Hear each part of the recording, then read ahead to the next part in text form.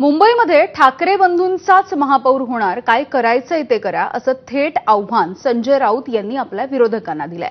आणि त्यांनी दिलेल्या या आव्हानाला भाजपचे माध्यम प्रमुख नवनाथ बन यांनी सुद्धा जोरदार प्रत्युत्तर दिलं।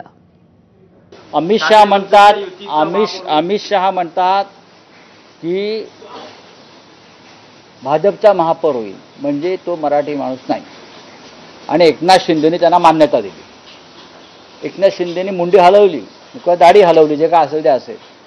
आम्ही म्हणतो माननीय उद्धव ठाकरे आणि माननीय राज ठाकरे यांच्या घट्ट युतीतून या मुंबईवर भगवा मराठी माणसाचाच फडकेल आणि मराठीच महापौर होईल। जा का उखडा ती उखडा आमची, हे मी शिंदेनाही सांगतोय आणि ते दिल्लीवाल्यांनाही सांगतोय। आमचाच महापौर होईल, मराठी माणसाचाच महापौर होईल। आता उखडायला तुमच्याकडे काहीच शिल्लक नाही, कारण विधानसभेच्या निवडणुकीत महाराष्ट्रातल्या जनतेनं तुमचं सगळं मैदान साफ करून टाकलंय।